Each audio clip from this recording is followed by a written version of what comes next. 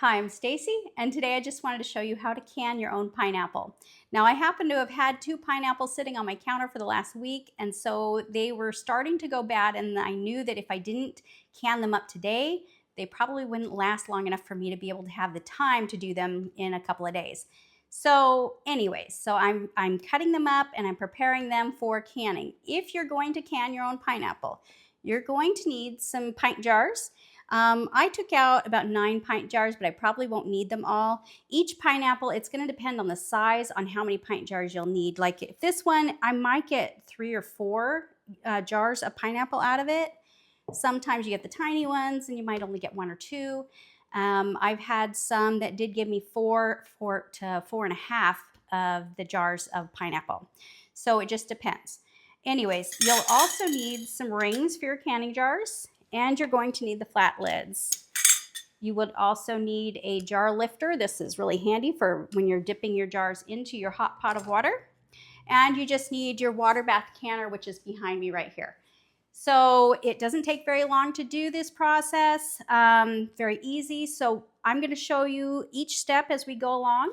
The first thing is to cut up our pineapple into the shapes or sizes that you want, whether you want little chunks like I'm going to do here, or if you want rings.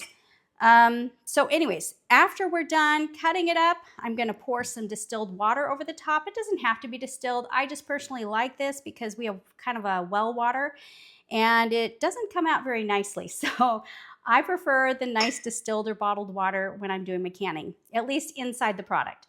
I'm going to go ahead and get started with cutting this other one up and getting it ready, and then I'll show you the next step. Okay, everyone, so you get to see my kitchen from a different angle because I really need to use the stovetop today rather than my little burner that would go on the counter. So right now I've got my pineapple heating up on the stove. We just want to bring this up to a really hot temperature. It doesn't have to actually boil, but we do need it to be hot before we put it into our jars and then into the canner. So I also have the lids that are being heated right here. Let me show you. So I've got the canning lids if you're not familiar with canning. And we put them into the pot with some hot water and we just let them simmer. They can be on low as long as it's nice and hot, because that's going to get the rings to be nice and softened so they make a great seal on your jars.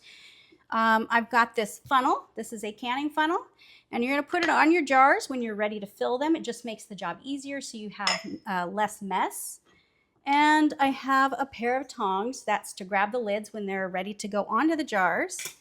And a damp rag. This is important because once you're done filling your jars, you're going to want to wipe the rings to make it nice and clean, or wipe the rim, sorry, to make that nice and clean before you put the lids and the rings on. So right now, I'm just going to take care of this. Oh, I want to mention, with the water that I added to this pineapple, if you don't want water, you don't have to. You can use juices, or you can make a sugar syrup, which is in all the canning books. It's just a mixture of sugar and water. If you want more of a sweeter juice in there. I prefer the water, and I think that honestly for me, the pineapple flavors the water, making it really kind of refreshing, and we end up drinking the water by itself after we're done using the pineapple. So anyways, that's all there is to this part, and I will be right back to show you the next step. Okay, so our pineapple is nicely hot. It doesn't have to be boiling, just really hot. And I'm just going to start filling my jars. So the first thing we're doing is just filling them up. Make sure you add some liquid in there. You want it to be about a 1-inch headspace, meaning about that much. You'll see on the jar, there's these little rings here. And this very bottom one is a measurement to show you about 1-inch headspace. So anyways, let me go ahead and finish filling this jar, and I'll show you what I'm doing. I'm going to take this spatula, and I'm just going to press it down to make sure they're all in there and there's no air bubbles in the jar. Okay, so once that jar is filled, we're going to wipe the edge with a damp cloth.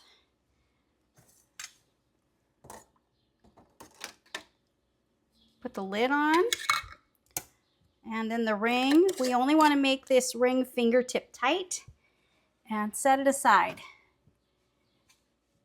So I'm going to go ahead and finish the filling of the rest of these jars, and then I'll show you the next step. Okay, everyone, I have everything in my water bath canner right now. Once this water comes to boil, I'm going to leave it in there for 15 minutes for the pint size. If you're doing quarts, you need it in there for 20.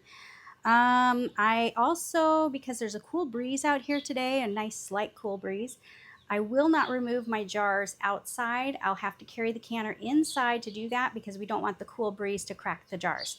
Anyways, that's all there is to it. It's much cheaper canning your own pineapple rather than buying it already pre-done for you.